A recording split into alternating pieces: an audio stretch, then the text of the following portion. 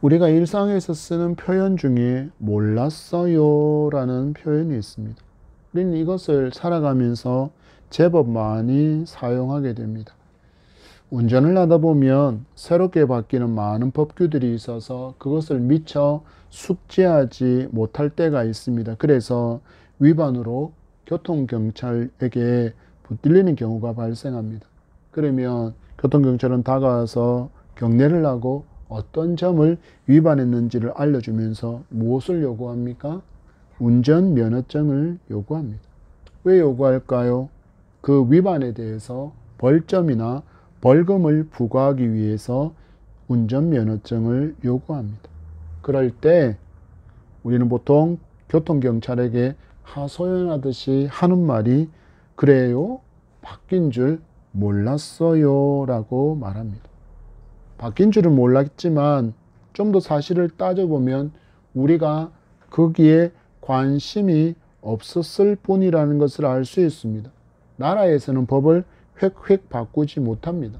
나라에서도 바뀐 법을 시행하기까지는 오랜 시간 동안 국민들이 알 수 있는, 그리고 국민들이 그것을 법으로 바뀌었구나 라고 인식할 수 있는 계도 기간을 거쳐서 법령을 시행하기 때문입니다.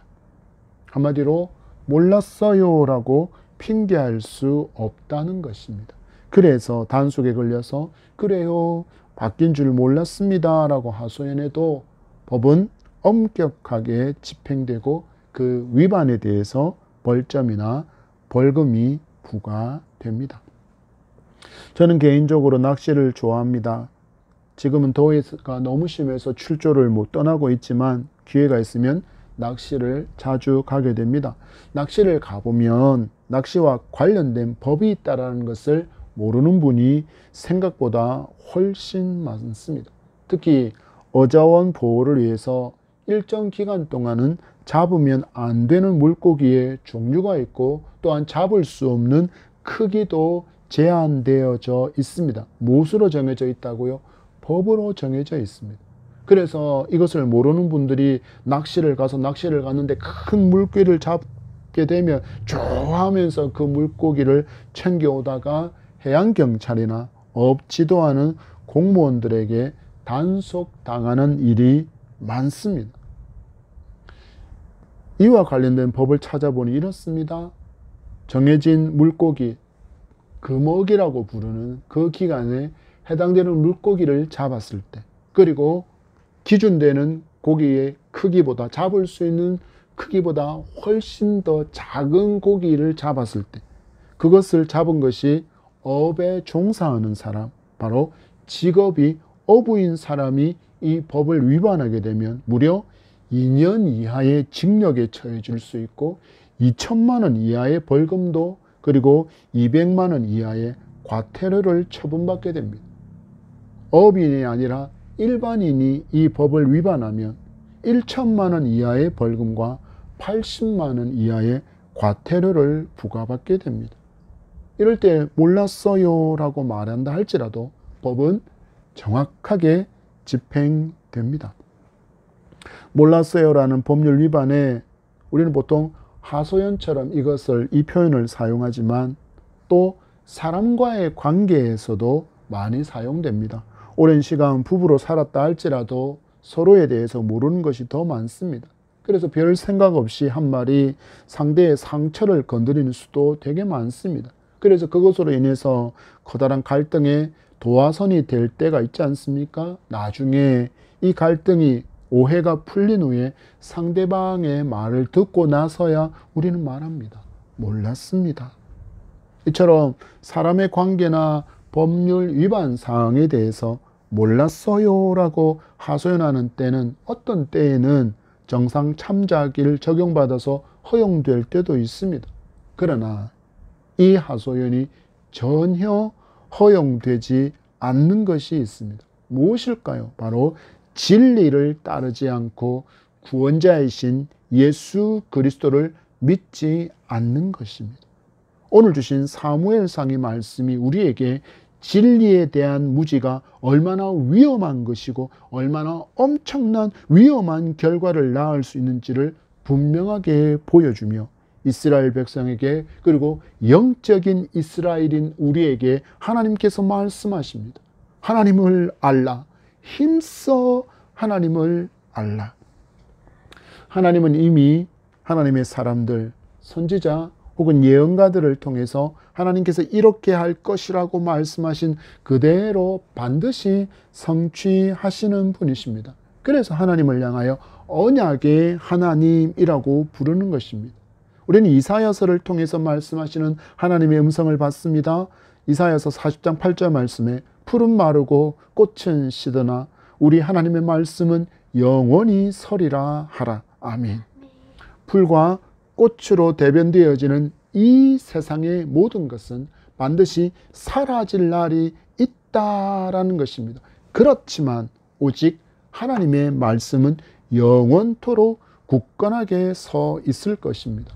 왜입니까? 바로 말씀하시는 하나님께서 영원하신 하나님이시고, 그래서 말씀하신 그대로 반드시 그것을 성취하시는 하나님이시기 때문입니다. 이 언약의 하나님께서 당신이 말씀하신 대로 이스라엘의 불신앙에 대해서 징계하시고, 또 불신앙의 대명사처럼 등장하고 있는 엘리와 그의 두 아들들에게 말씀하신 그대로 심판하셨고, 이를 통해서 엘리 집은 망하게 되었습니다. 하나님께서 이 사건을 통해서 무엇을 말씀하고 싶으셨을까요?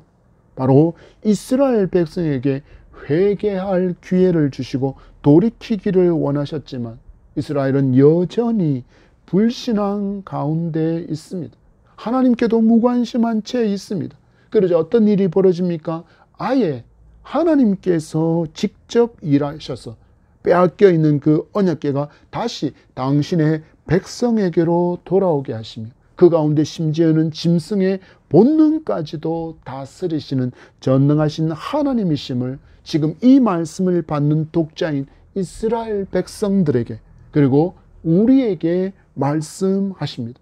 여호와를 알라. 힘써 여호와를 알라. 전적인 무관심, 전적인 무능력의 상태에 있는 이스라엘을 대신해서 일하시는 하나님은 언제나 우리를 위해서 여전히 일하고 계신 하나님이십니다. 이처럼 역사 가운데 성경을 통해서 하나님은 언제나 우리를 먼저 찾아오셨고 먼저 우리를 사랑해 주시는 분이시라는 것을 우리에게 보여주고 있습니다. 이처럼 놀라운 은혜로 인해서 하나님의 언약궤가 블레셋에서 베세메스로 돌아왔습니다. 그 후 하나님께서 이 이스라엘의 영적인 무지를 엄중하게 꾸짖으시는 그 징계의 장면을 우리가 마주하게 됩니다. 19절의 말씀입니다. 시작. 베세메스 사람들이 여호와의 궤를 들여다본 까닭에 그들을 치사 5만 70명을 죽이신지라. 여호와께서 백성을 쳐서 크게 살육하셨으므로 백성이 슬피 울었더라. 아멘. 베세메스 사람들이 얼마나 하나님의 말씀, 모세를 통하여 주신 그 하나님의 율법의 무지한 존재들인지, 하나님에 대해서 얼마나 무지한 자들인지, 또한 하나님 앞에서 얼마나 교만한 사람이었는지를 여실히 보여주고 있는 장면이 등장합니다. 무엇입니까? 베세메스 사람들이 여호와의 궤를 들여다본 까닭에. 그렇다면 왜 하나님께서는 여호와의 궤를 들여다보는 것이 이처럼 엄중하게 하나님의 진노를 초래하는 것일까요? 우리가 앞에서 계속 살펴본 것처럼 하나님은 말씀하시는 하나님, 언약을 세우시는 하나님이시기 때문에 그 언약에 벗어난 행동을 할 때 하나님이 이처럼 징계하시고 진노하시는 하나님이라는 것을 보여주고 있는 것입니다. 하나님은 분명히 모세에게 오경의 말씀을 기록하게 하시면서 이와 같은 내용을 엄중하게 금지해 두셨습니다. 민수기 4장 19절과 20절의 말씀을 읽습니다. 그들이 지성물에 접근할 때에 그들의 생명을 보존하고 죽지 않게 하기 위하여 이같이 하라.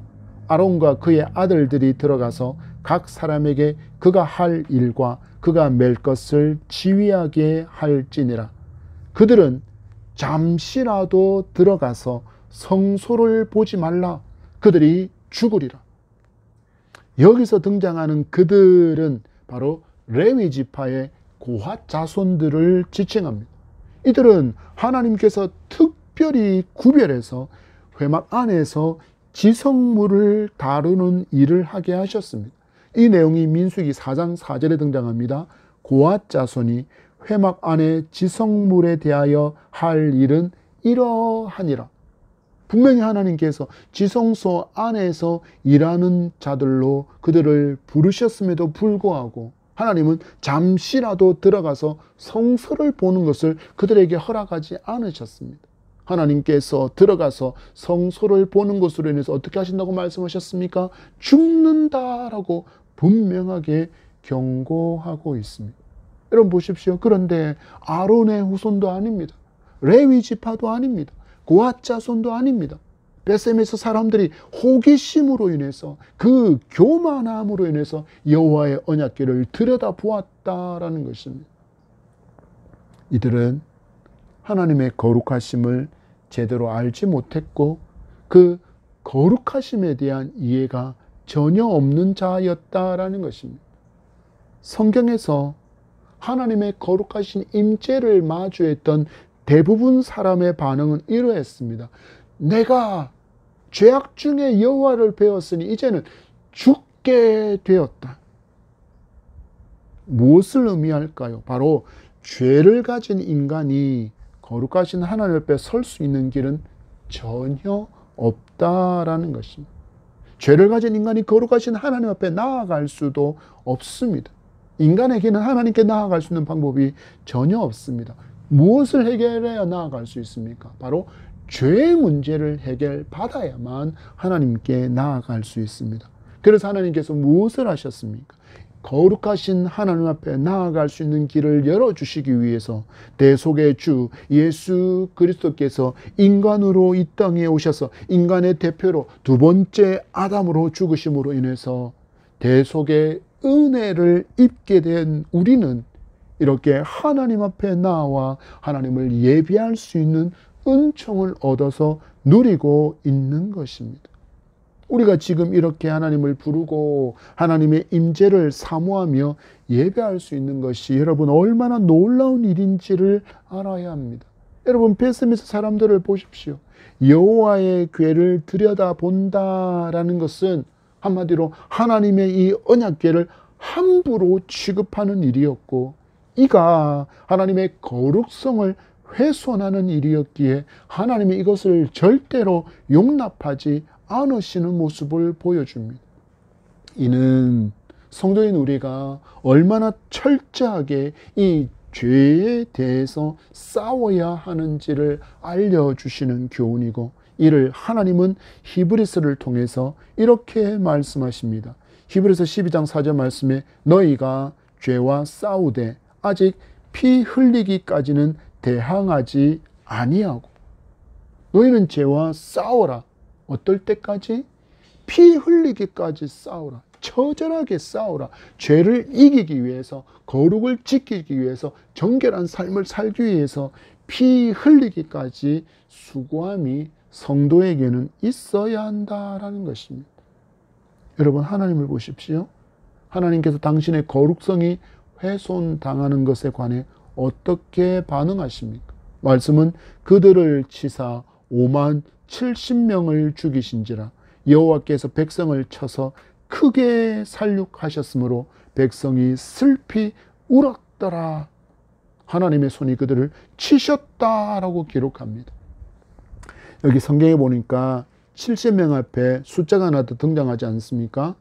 그 숫자를 뭘로 묶어놨습니까?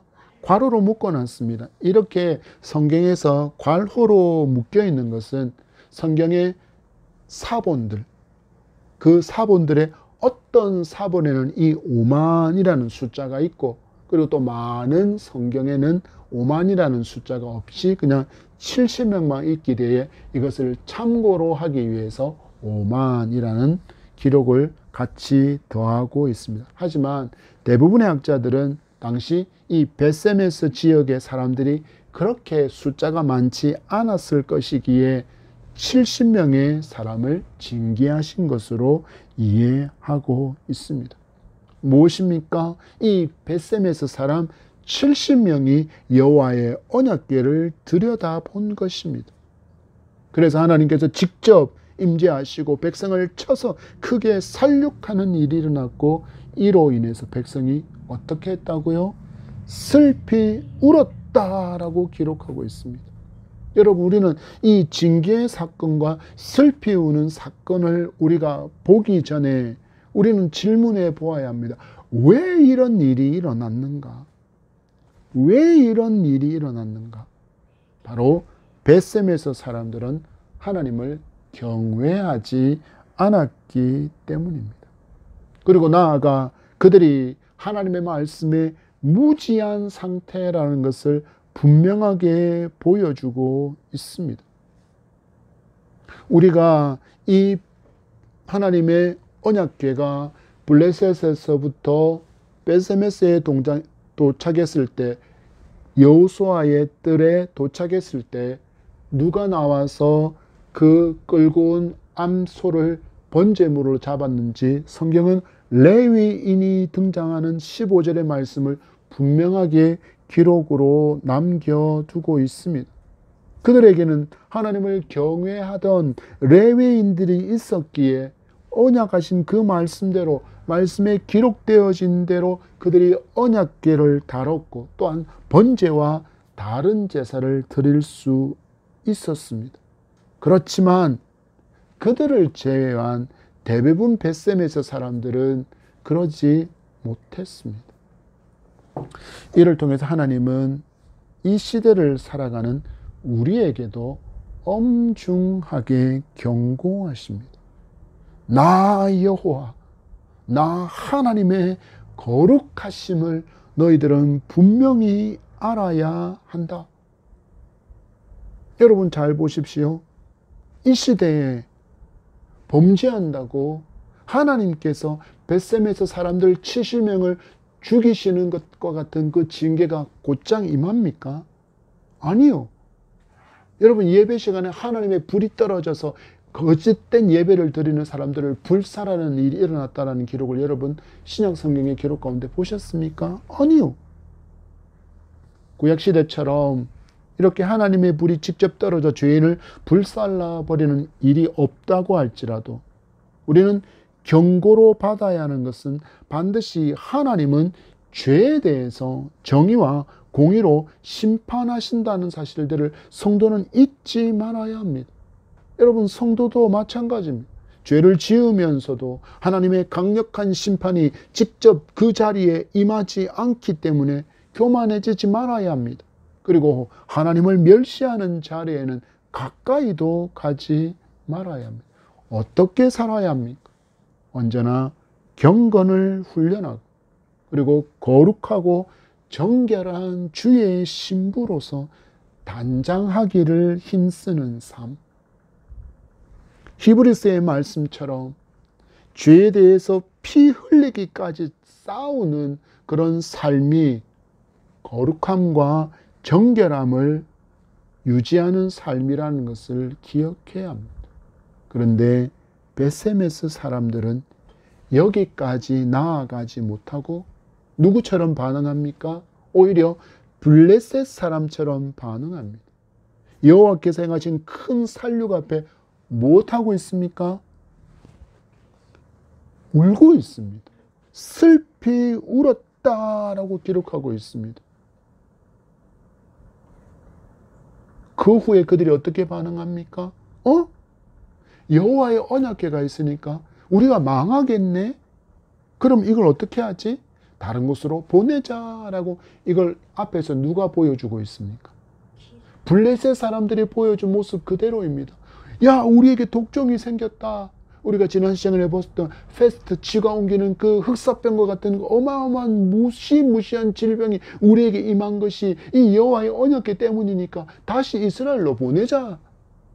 그들도 어마어마한 하나님의 징계를 마주했으면서도 그들은 믿지 않았고 회개하지 않았고 하나님을 자기의 하나님으로, 자기 나라의 하나님으로 그들은 붙들지 않았습니다. 그리고 뭘 합니까? 이 언약궤만 보내면 될 거야 라고 벳세메스로 그렇게 하나님의 언약궤를 보냈을 뿐입니다. 이 모습을 지금 누가 보여줍니까? 바로 벳세메스 사람들이 보여주고 있습니다.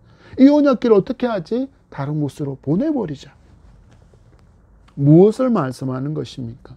지금 이스라엘의 영적인 상태가 이 이방 민족인 블레셋 사람과 별반 차이가 없다라는 것입니다. 거의 불신앙에 가까운 상태라는 것을 지금 하나님께서 고발하고 있다는 것을 여러분 정확하게 보셔야 합니다. 벳세메스는 하나님의 심판 앞에 회개하지 않습니다. 하나님의 역사를 보면서도 하나님을 더 잘 섬겨야겠다는 말씀으로 돌아가자, 여호와께로 돌아가자. 우리가 하나님의 말씀을 몰라서 망하게 되었으니 말씀을 알자, 말씀을 찾자, 말씀으로 돌아가자, 여호와께로 돌아가자, 회개함으로 돌아가자라는 그런 결단과 삶의 변화가 전혀 없습니다. 단지 무섭고 두려운 존재이니 다른 지역으로 떠나보낼 궁리만을 합니다. 블레셋 사람들이 우상 숭배하는 것처럼 하나님을 마치 그 지역에만 영향력을 미칠 수 있는 그런 우상처럼 여기고 있는 것입니다. 또한 하나님을 섬기는 것에 대해서도 구원의 기쁨으로만 만족하려고 하는 그 삶에 대한 경고이기도 합니다. 여러분, 예수님을 나의 구주로 믿은 후에 성도에게는 변화되어진 새로운 피조물다운 삶이 요구됩니다. 여러분, 이 삶이 쉽습니까? 아니요. 예수님께서 말씀하신 것처럼 자기 십자가를 지는 삶이기 때문에 쉽지 않습니다. 하나님은 수많은 사람이 교회의 구성원이 되게 하시고, 그리고 지체로서 각자에게 맡기신 자리에서 섬김으로 충성하게 하셨습니다. 이를 통해서 합력하여 선을 이루게 되는 것이 하나님께서 기대하는 교회로서의 삶의 모습인데, 많은 사람들이 이러한 수고와 봉사를 요구받게 되면 그 수고와 그 책임을 거절하거나 혹은 벳세메스 사람들처럼 다른 이에게 떠넘겨 버리려고 할 때가 너무나도 많다라는 것입니다. 이 모습이 어떤 모습일까요? 이런 삶의 태도가 어떤 모습일까요? 바로 복받을 기회를 제대로 뻥 하고 걷어차 버리고 있는 마음가짐과 행동이라는 것을 성도는 분명하게 알아야 합니다. 여러분, 요즘 우리 교회처럼 가정에서 예배하는 교회가 많아지고 있고, 또 때로는 작은 상가를 얻어서 교회당으로 함께 모여서 사용하는 교회도 많습니다. 그런데 이렇게 작은 교회는 재정적인 부담이 너무 크고 또 많은 시간을 헌신해야 한다는 그런 부담감 때문에 그 작은 교회에서의 섬김을 포기하고 큰 교회를 선호하는 모습을 많이 마주하게 됩니다. 기대하기는 그곳으로 간 모든 성도들이 기쁨으로 더 잘 섬기고 더 헌신하며 하나님께 착하고 충성된 종이라 칭찬받는 그런 성도가 되기를 원하고 기도할 뿐입니다. 제발 그들이 큰 교회에 출석하면서 기둥 뒤에 숨어서 예배만 드리는 성도가 되지 말았으면 하는 마음이 참 큽니다. 20절의 말씀을 봤습니다. 시작. 벳셈에서 사람들이 이르되 이 거룩하신 하나님 여호와 앞에 누가 능히 서리요?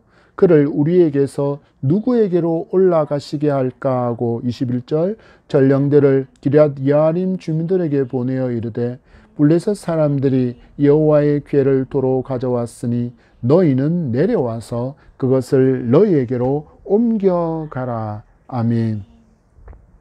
벳세메스 사람들은 여호와의 궤를 보낼 지역으로 기럇 여아림을 선택합니다. 그럼 왜 하필이면 기럇 여아림 사람들에게 여호와의 궤를 보내려고 할까요? 첫 번째 이유는 그렇습니다. 바로 여호와의 언약궤가 있었던 실로가 이미 블레셋과의 그 아벡 전투 중에 회파되어 버렸기 때문입니다. 더 이상 이 언약궤를 보관할 곳이 없어졌다는 이야기입니다. 그리고 엘리와 그 두 아들이 모두 죽었기 때문에 더 이상 그곳에는 여호와의 전을 섬길 만한 사람이 전혀 없다라는 것을 보여줍니다. 여러분, 이를 배경으로 잘 한번 살펴보십시오. 기럇 여아림에는 바로 하나님의 말씀에 따라서 여호와의 언약궤를 잘 섬길 수 있는 누군가가 있었다는 것입니다. 하나님께서 그 이름에 합당한 바른 섬김을 받기 원하셔서 이스라엘로 언약궤를 돌아오게 하신 것을 볼 때 하나님께서 이 기럇 여아림의 언약궤를 잘 섬길 레위 지파의 후손이 있었다라는 것을 우리는 알 수 있습니다. 여기서 우리는 하나님께서 과연 어떤 사람을 하나님의 사람으로 사용하시는지를 알 수 있습니다. 하나님 과연 수많은 성도들 가운데 누구에게 하나님의 일을 맡기실까요? 첫 번째, 하나님을 잘 믿는 그 사람입니다. 또한 모든 삶을 통하여 하나님 그 이름에 합당한 영광과 존귀를 돌리는 바로 그 사람에게 하나님은 하나님의 일을 맡기심을 기억하시기 바랍니다. 여러분, 우리는 너무나도 유한한 존재입니다. 우리는 하나님처럼 영원한 존재가 아닙니다. 이 땅에서의 삶이 분명히 끝이 있다라는 이야기입니다. 모세는 인생을 70이요 강건하면 80이라고 노래했습니다. 이처럼 유한한 인생을 살아가는 동안, 내게 호흡이 있는 동안에 하나님의 손에 잘 붙들린 멋진 그릇으로 사용되기를 기대하며 여러분 잘 겸비된 성도이기를 축복합니다. 우리가 이 땅에서의 삶을 다한 후에 하나님 앞에 섰을 때 주님이 말씀하셨던 그 칭찬받았던 종이 바로 저와 여러분이기를 간절히 소망합니다. 마태복음 25장 21절 말씀에 그 주인이 이르되 잘하였도다 착하고 충성된 종아, 내가 적은 일에 충성하였으며 내가 많은 것을 내게 맡기리니 내 주인의 즐거움에 참여할지어다. 내 주인의 즐거움에 참여할지어다. 여러분, 저와 여러분이 이런 하나님의 인정과 축복을 받는 복된 인생 되기를 간절히 소망합니다. 7장 1절의 말씀을 봤습니다. 시작. 기럇 여아림 사람들이 와서 여호와의 궤를 옮겨 산에 사는 아비나답의 집에 들여놓고 그의 아들 엘리야사를 거룩하게 구별하여 여호와의 궤를 지키게 하였더니. 아멘. 여러분, 기럇 여아림 사람들을 보십시오. 여러분, 이 사람들을 잘 눈여겨보십시오. 그들이 여호와의 언약궤로 말미암아 블레셋에서 일어난 그 일들에 대한 소문을 들었을까요? 못 들었을까요? 이미 들었습니다. 그러면 이제 벳세메스에서 일어난 일을 알았을까요? 몰랐을까요? 그들은 분명히 들어서 알고 있었을 것입니다. 그럼에도 그들은 너무나도 빨리 여호와의 언약궤를 옮겨가기 위해서 벳세메스에 도착합니다. 왜 이렇게 반응했을까요? 바로 그들은 사모했기 때문입니다. 그리고는 여호와의 율법에 따라서 언약궤를 옮겨와서는 산에 사는 아비나답의 집에 들여놓았다라고 성경은 기록합니다. 그리고 아비나답의 아들인 엘리아사를 거룩하게 구별하여 여호와의 궤를 지키게 했다라고 말씀은 기록합니다. 여기서 우리는 하나님을 주목해 볼 필요가 있습니다. 하나님은 사무엘서의 저자를 감동케 하시고 하나님께서 이제 그들과 함께 하심으로 회복의 역사를 이스라엘에서 다시 시작하고 있다라는 것을 알려주시기 위해서 아비나답의 집이라는 장소를 구체적으로 기록하고 있음을 보게 됩니다. 이것은 우리나라 성경으로는, 우리나라 말로 번역되어진 성경에서는 그 의미를 찾기가 참 어렵지만 이 성경, 구약 성경의 원 언어인 히브리서로는, 히브리서의 말씀을 보면 그것이 아주 구체적으로 연결되는 것을 볼 수 있습니다. 하나님의 언약궤가 블레셋에서 어디에 있었습니까? 다곤의 신당. 그것을 히브리어는 베트 다곤이라고 기록합니다. 그리고 벳세메스, 그 지역을 뜻할 때 히브리어는 베트 쉐메시, 그리고 아미나답의 집 할 때는 베트 아미나답, 그리고 우리가 읽지는 않았지만 7장 3절에 등장하는 이스라엘 족속 또한 히브리어는 베트 이스라엘. 여러분, 계속 연결되는 단어가 무엇입니까? 바로 베트, 바로 집을 의미하는 히브리어 베트를 계속 등장시키면서 이제 하나님께서 이스라엘 땅을 하나님의 집으로 삼아서 역사를 이루어 가실 것이다, 다시 일하실 것이다 라는 것을 보여줍니다. 여기에 더해서 아론 가문으로 이어져 왔던 그 대제사장의 직분이 이제 아론의 아들 엘르아살과 동일한 이름을 가진 아비나답의 아들인 엘리아살에게로 넘어가고 있다는 장면도 분명하게 우리에게 보여주고 있습니다. 참고로 나중에 이 엘리아살은 다윗이 여호와의 궤를 예루살렘으로 옮겨갈 때 이 일을 주관했던 인물이기도 합니다.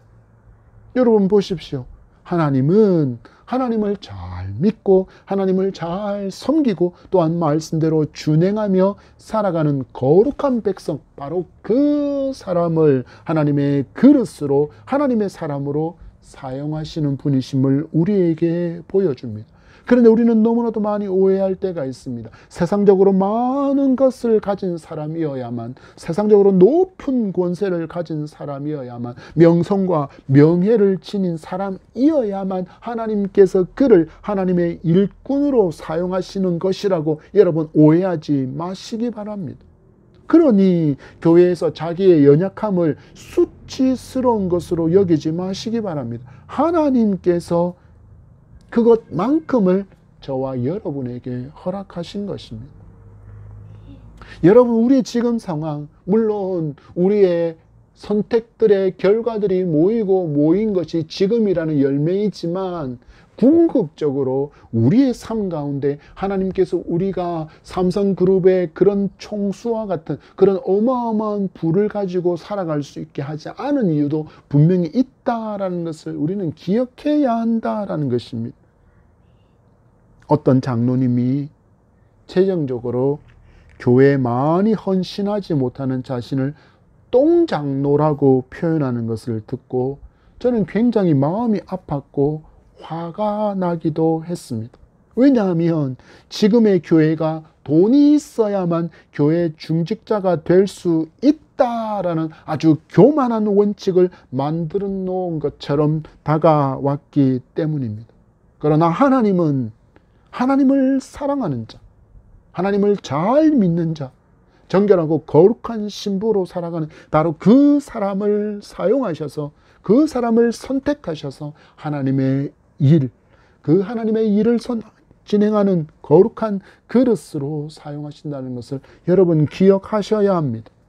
우리가 바로 이 엘리아살처럼 거룩하게 구별되어진 성도로 살아갈 때 저와 여러분이 이렇게 쓰임받을 수 있다는 사실들을 믿고 지금 작은 것에 충성하며 사랑으로 맡겨진 사명을 잘 감당할 수 있는 저와 여러분이기를 축복합니다. 2절의 말씀을 받습니다. 시작. 괴가 기럇예아림에 들어간 날부터 20년 동안 오래 있은지라 이스라엘 온 족속이 여호와를 사모하니라. 아멘. 이스라엘 백성의 많은 수가 무려 20년 동안이나 여호와의 궤를 사모했다라고 기록합니다.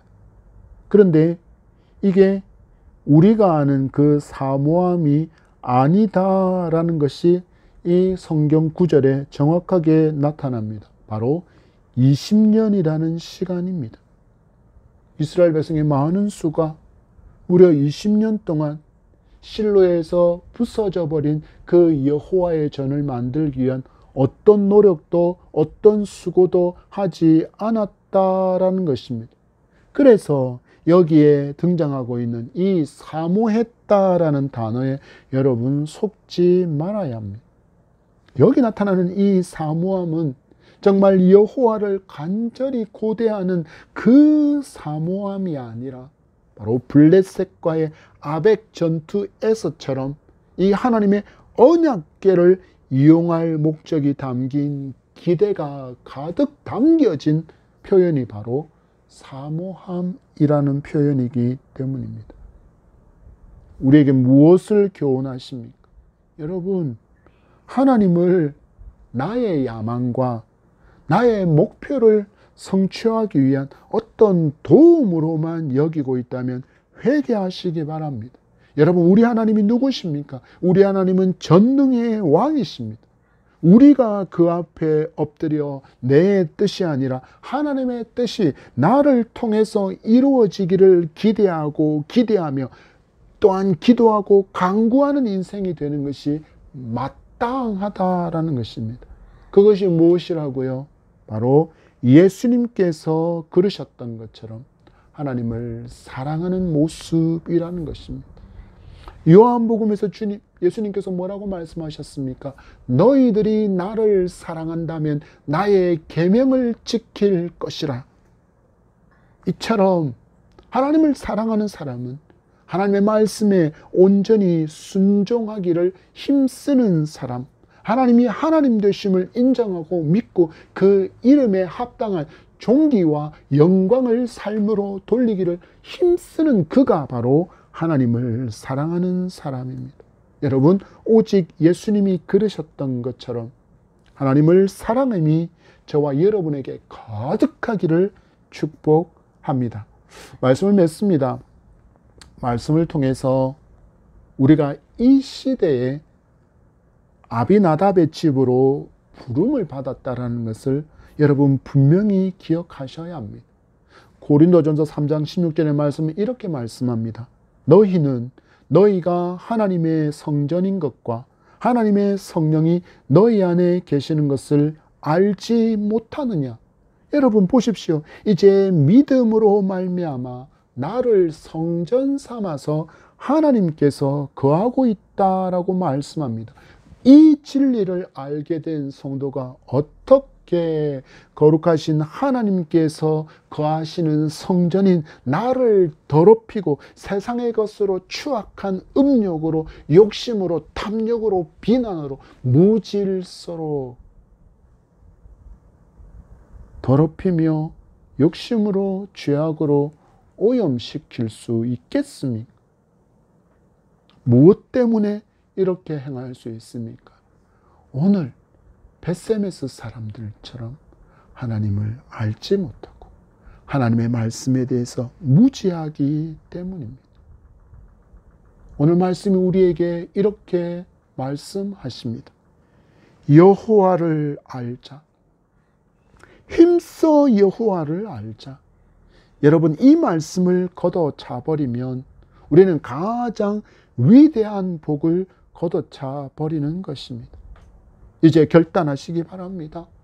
경건을 훈련하며 또한 거룩하고 정결한 주님의 신부로 잘 단장하는 저와 여러분, 그래서 엘리야살처럼 하나님의 성전을 잘 섬기는 하나님의 그릇으로 쓰임받을 수 있기를 바랍니다.